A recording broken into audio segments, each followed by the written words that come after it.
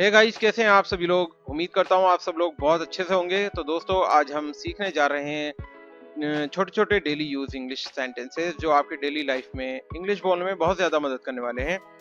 तो ज़रूर वीडियो को पूरा देखिएगा। उम्मीद करता हूँ आपको ये वीडियो ज़रूर पसंद आएगा। अगर वीडियो पसंद आता है तो इस वीडियो को लाइक किए बगैर मत जाइएगा। तो चलिए शुरू करते हैं आज की अपनी इस क्लास को, जिसका पहला सेंटेंस है, धुएं से मेरी आंखों से पानी निकलने लगा। कहीं ऐसा होता है कि कभी कभी धुआं आंख में लग जाता है तो वहाँ आंखों से बहुत ज्यादा पानी निकलने लगता है। तो अगर आपको ये कहना है कि धुएं से मेरी आंखों से पानी निकलने लगा, तो आप इसे इंग्लिश में कहेंगे the smoke made my eyes water. The smoke made my eyes water. या आप इसको ऐसे भी कह सकते हैं, the smoke started watering from my eyes. The smoke started watering from my eyes. जलेबियों को देखकर मेरे मुंह में पानी आ रहा है। अगर ऐसा कुछ जलेबी के स्थान पर आप कोई भी चीज़ ऐसी चीज़ है जो आपकी फेवरेट है और उसे देखकर आपके मुंह में पानी आ रहा है, तो आप वहाँ पर इसका जो सेंटेंस बनाने का जो स्ट्रक्चर होगा वो आप इस तरीके से बनाएंगे। जैसे मान लीजिए यहाँ पर हमने एक सेंटेंस लिया है कि जलेबियों को देखकर मेरे मुंह में पानी आ रहा है, तो आप कहेंगे my mouth is watering when I see jalebis. My mouth is watering when I see jalebis. अगर यहाँ होता कि समोसों को देखकर मेरे मुंह में पानी आ रहा है, तो जलेबीज के स्थान पे हम समोसा कर देते। जैसे my mouth is watering when I see samosas. आगे बढ़ते हैं और देखते हैं अगला सेंटेंस। पता नहीं वे रातों रात अमीर कैसे हो गया। कभी कभी कोई ऐसा आपका दोस्त होता है कि उसके पास बहुत कुछ न तो नहीं होता, लेकिन कभी कभी एक ही रात में ऐसा होता है कि उसका सारा सिस्टम ही चेंज हो जाता है। वो आपको अमीरी शो करने लगता है। तो पता नहीं वे रातों रात अमीर कैसे हो गया, एक सवाल इस तरीके से किया जाता है। तो आप इसे कैसे कहेंगे? आप कहेंगे I don't know how he got rich overnight. यहाँ पर रातों रात के लिए ओवरनाइट का यूज किया जाता है। तो पता नहीं यानी आई डोंट नो, वह रातों रात अमीर कैसे हो गया, कि how he got rich overnight. पता नहीं वह रातों रात अमीर कैसे हो गया।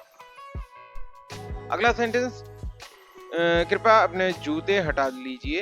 अगर मान लीजिए कहीं आपने जूते निकाले हैं और कहीं ऐसी जगह पर हैं कि कहीं किसी को परेशानी हो रही, तो आप कहते हैं किसी से कृपया अपने जूते यहाँ से हटा लीजिए। तो आप इसे कैसे कहेंगे? आप कहेंगे please put your shoes away. Please put your shoes away. कृपया अपने जूते हटा लीजिए। वे मेरे यहाँ आने वाले हैं। अगर आपको ऐसा कहना है, मान लीजिए आप किसी के बारे में बता रहे हैं कि कोई गेस्ट हैं या आपके कोई मिलने वाले या आपके कोई रिश्तेदार, तो आप ये कह रहे हैं वे मेरे यहाँ आने वाले हैं, तो आप इसे कहेंगे they are going to visit me. वे मेरे यहाँ आने वाले हैं। ये भी हम कह सकते हैं कि they are about to come here. They are about to come here, ये भी हम कह सकते हैं, लेकिन और ज़्यादा अच्छे से इसको ऐसे बनाना है तो आप ऐसा कह सकते हैं they are going to visit me. वो मुझसे मिलने आ रहे हैं या वो मेरे यहाँ आने वाले हैं। आगे बढ़ते हैं। अगला सेंटेंस, चीज़ें काफ़ी बदल गई हैं। अगर आपको ऐसा कहना है चीज़ें काफ़ी बदल गई हैं, तो आप इसे कहेंगे things have changed much. Things have changed much. चीज़ें काफ़ी बदल गई हैं, लेकिन अभी तक ऐसा हुआ नहीं। अगर कोई ऐसा मतलब आप बात कर रहे हैं, किसी ऐसे विषय पर आप बात कर रहे हैं कि इससे पहले कभी ऐसा नहीं हुआ, तो अब ऐसा कहीं ऐसा बात आ रही है कि ऐसा अब हो चुका है। तो एक जगह कहीं ना कहीं आप ऐसा बोलते हैं कि लेकिन अभी तक ऐसा हुआ नहीं जैसा आप बता रहे हैं, तो आप इसे कैसे कहते हैं? लेकिन अभी तक ऐसा हुआ नहीं, तो आप कहते हैं but it has not yet done so. But it has not yet done so. लेकिन अभी तक ऐसा हुआ नहीं। तुम ऐसा बोलने वाले होते कौन हो?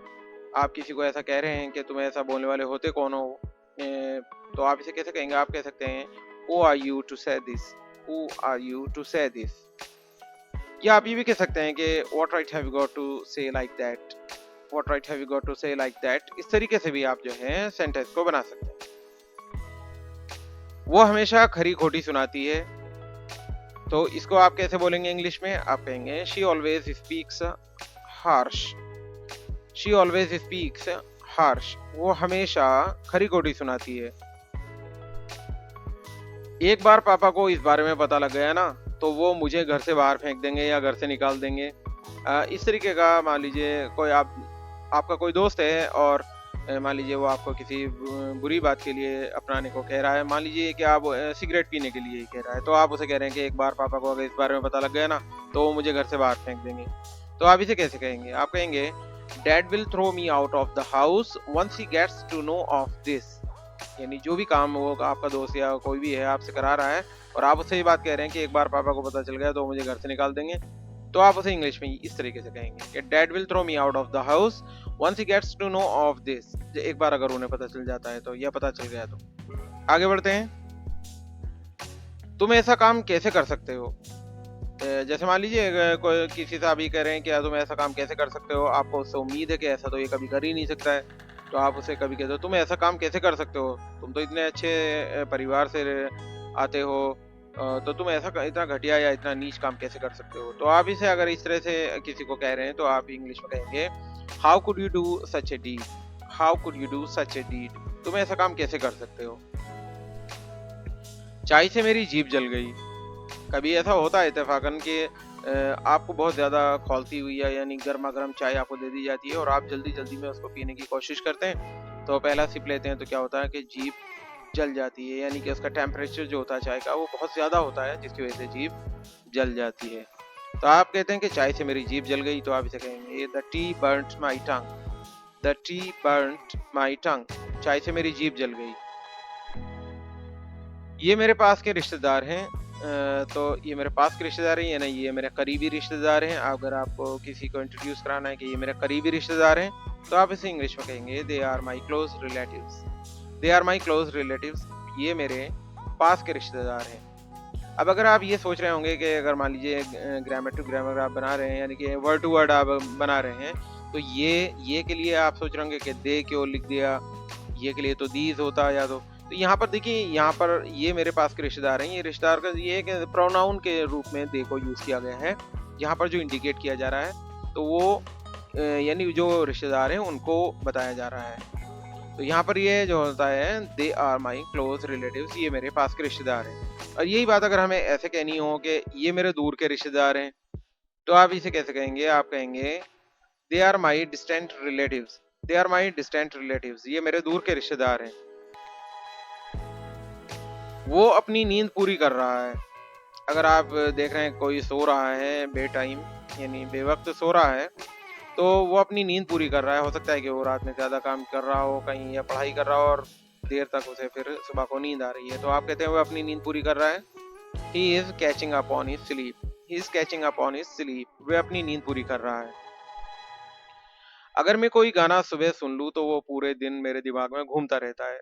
ऐसा होता है कभी-कभी कि आपका जो कुछ अच्छा-सा कोई म्यूज़िक आपको अच्छा लगता है, तो उसको आप एक बार सुन लेते हैं तो फिर वो आपके दिलो-दिमाग पर असर करता है, यानी पूरे दिन आपके दिलो-दिमाग पर या ज़बान पर वो चीज़ आती रहती है। तो अगर मैं कोई गाना सुबह सुन लूँ तो वो पूरे दिन मेरे दिमाग में घूमता है, आप इसे इंग्लिश में कैसे कहेंगे? आप कहेंगे if I hear a song in the morning, it stage with me all day. If I hear a song in the morning, it stays with me all day. अगर मैं कोई गाना सुबह सुन लूँ तो वो पूरे दिन मेरे दिमाग में घूमता रहता है। उसकी बातें पूरी रात मेरे दिमाग में घूमती रहीं। यानी अगर मान लीजिए कोई बातचीत चल रही थी, किसी ने कुछ ऐसी बातें बता दी तो आप उसके बारे में अपने जब सोने के लिए गए अपने बिस्तर पर, तो तब भी आप उसकी बातों को अपने दिमाग में सोच रहे हैं, तो उसे ही कहते हैं कि बातें दिमाग में घूमना, यानी उसकी बातें पूरी रात मेरे दिमाग में घूमते रहीं। आप इसे कहेंगे his words stayed with me all night. अगर हमें ये कहना है कि वे सारा दिन सोती रहती है और सारी रात जागती है, तो आप इसे कहेंगे she स्लीप्स all day and stage up all night, she स्लीप्स all day and stage up all night. उसे पता है वो क्या कर रहा है। आपको ऐसा कहना है तो आप कहिएगा he knows what he is doing. उसे पता है वो क्या कर रहा है, he knows what he is doing, यानी उसे पता है जो वो कर रहा है। ऐसी बातें आपको उम्र भर याद रहती हैं। अगर आपको ऐसा है कोई वाक्य कहना है ऐसी बातें आपको उम्र भर याद रहती हैं, तो आप कहेंगे these kinds of things stay with you for the rest of your life, these kinds of things stay with you for the rest of your life। ऐसी बातें आपको उम्र भर याद रहती हैं। मोबाइल चार्ज पे लगा दो, ये तो रोज बोला जाने वाला ऐसा वाक्य है कि जो आप अपने घर में कहीं ना कहीं बोलते रहते हैं कि मोबाइल चार्ज पे लगा दो जब भी मोबाइल जो है की बैटरी डाउन होती है। तो आप कहेंगे put the mobile on charge, put the mobile on charge. बीच बाजार में इसने मुझे गाली दी। अगर आप ऐसा कोई बात बता रहे हैं कि देखिए बीच बाजार में इसने मुझे गाली दी, तो आप इसे कैसे कहेंगे? आप कहेंगे he abused me in the midst of everybody. He abused me in the midst of everybody, बीच बाजार में उसने मुझे गाली दी। तुम ये लेकर फिर से शुरू हो गए। आपको अगर ऐसा कहना है तुम ये लेकर फिर से शुरू हो गए, यानी कि कोई मसला था, कोई बात थी, उसे आपने खत्म कर दिया था, फिर तुम फिर से उसी बात को शुरू कर दिया, तो आप ये कहते हैं तुम ये लेकर फिर से शुरू हो गए। भाई ये बात तो खत्म कर दी थी, फिर इसी बात को लेकर शुरू हो गए, तो आप कहते हैं you have started again with this. You have started again with this. उसने परवाह नहीं की, मैं क्यों करूं। ये सभी देखिए कई बातें ऐसी होती हैं कि कोई इंसान खुद अपने किसी कार्य को कर रहा होता है लेकिन उसकी परवाह नहीं करता है, तो सोचता है, तो फिर दूसरा भी कहता है कि जब उसे ही परवाह नहीं है तो मैं क्यों करूं। तो इस तरह का वाक्य अगर आपको इंग्लिश में बोलना है तो आप बोलिए he didn't care why would I. उसने परवाह नहीं की तो मैं क्यों करूं। ये मुझसे बेहतर कौन जानता है। अगर आपको ऐसा कुछ बोलना है, ये मुझसे बेहतर कौन जानता है, तो आप कहेंगे who knows it better than me. Who knows it better than me. मैंने तो बस हालचाल लेने के लिए फोन किया था या हालचाल जानने के लिए फोन किया था, तो आप इसे कैसे कहेंगे? आप कहेंगे I called just to know your well being. I called just to know your well being. मैंने तो बस हालचाल जानने के लिए फोन किया था। और बताओ सब बढ़िया हैं। इस तरह से अगर आप किसी से बात करते हैं, दुआ सलाम होती है आपकी या नमस्ते वगैरह वगैरह, तो आप कहते हैं और बताओ सब बढ़िया, तो आप इसे कहते हैं tell me more, is everything fine. Tell me more, is everything fine. और बताओ सब बढ़िया। तुम बस अपना काम करते जाओ। अगर आपको ऐसा कहना है तुम बस अपना काम करते जाओ, तो आप कहते हैं you just keep doing your job. You just keep doing your job. तुम बस अपना काम करते जाओ, इधर उधर के बारे में मत सोचो। समाधान खुद ब खुद निकल आएगा। अगर आपको ऐसा कहना है कि आप किसी चीज के लिए बारे में आप कदम तो बढ़ाइए, समाधान तो खुद ब खुद निकल आएगा।